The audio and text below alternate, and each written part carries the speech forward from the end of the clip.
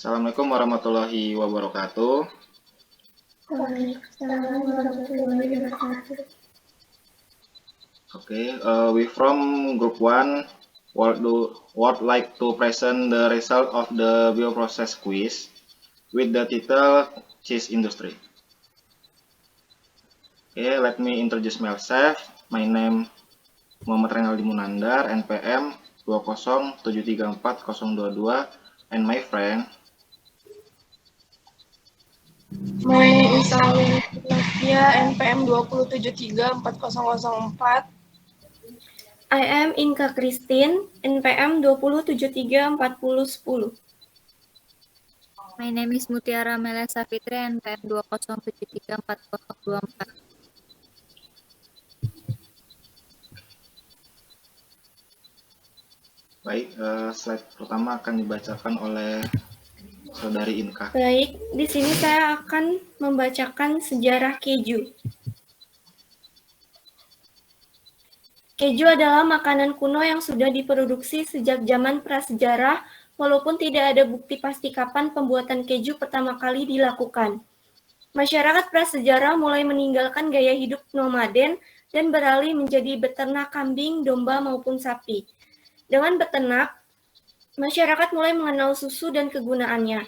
Persediaan susu pun mulai meningkat, sehingga orang-orang mulai menyimpannya dalam bejana tanah liat atau kayu.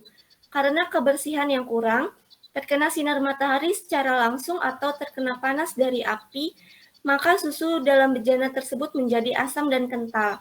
Setelah dicoba, ternyata susu tersebut masih bisa dimakan. Itulah pertama kalinya manusia menemukan susu krim asam. Keju merupakan suatu produk pangan yang berasal dari hasil penggumpalan atau koagulasi dari protein susu. Keju dihasilkan dengan memisahkan zat-zat padat dalam susu melalui proses penggumpalan atau koagulasi.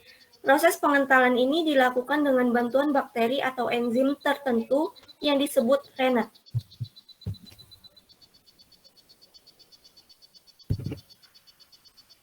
Diagram proses pengolahan keju. Yang pertama adalah pasteurisasi, kedua pengasaman, ketiga pengentalan enzim, keempat pengolahan dadi, kelima persiapan sebelum matang, dan keenam pematangan.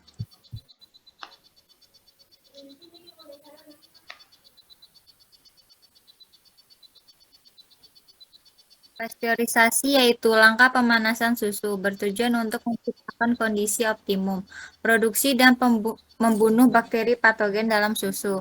Pasteurisasi reguler dalam pada suhu 72 hingga 73 derajat Celcius selama 15 hingga 20 detik paling sering dilakukan.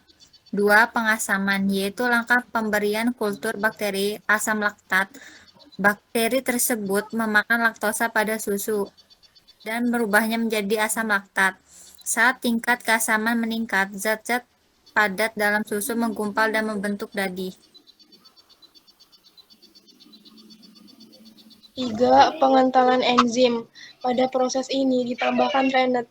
Rennet ditambahkan ke dalam susu yang dipanaskan, kemudian membuat protein menggumpal dan membagi susu menjadi bagian cair dan dadih padat.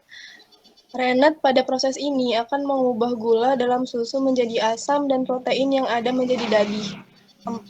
Pengolahan dadih. Setelah pemberian rennet, di mana memisahkan cairan dan mengentalkan padatan, selanjutnya padatan berupa dadi dimasukkan ke dalam cetan dan diiris-iris sesuai ukuran. Semakin kecil potongan dadi, maka keju yang dihasilkan semakin padat. 5. Persiapan sebelum pematangan.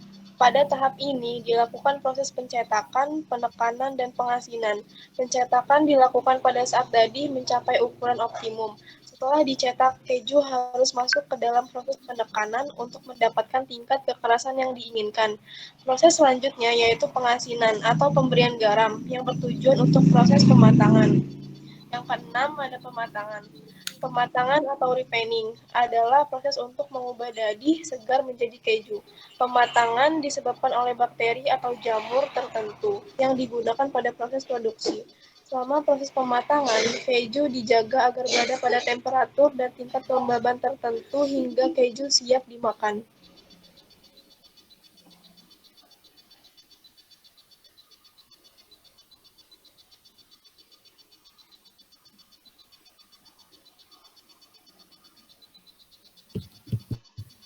Sesuai. Baik, selanjutnya faktor yang mempengaruhi proses pembuatan keju. Yang pertama ada suhu, kedua asam, ketiga garam, keempat oksigen, kelima alkohol, dan yang keenam mikroorganisme. Variasi keju yang dihasilkan. Yang pertama berdasarkan tingkat kepadatannya, yaitu ada keju lunak, keju semi lunak, keju keras, keju sangat keras, dan keju whey atau air pisahan keju. Yang kedua, berdasarkan proses pembuatan dan kematangannya, yaitu ada keju alami atau keju segar dan keju olahan.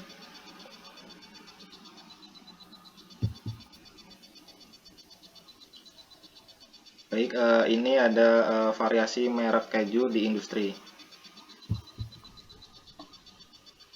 Baik, terima kasih presentasi dari kelompok kami.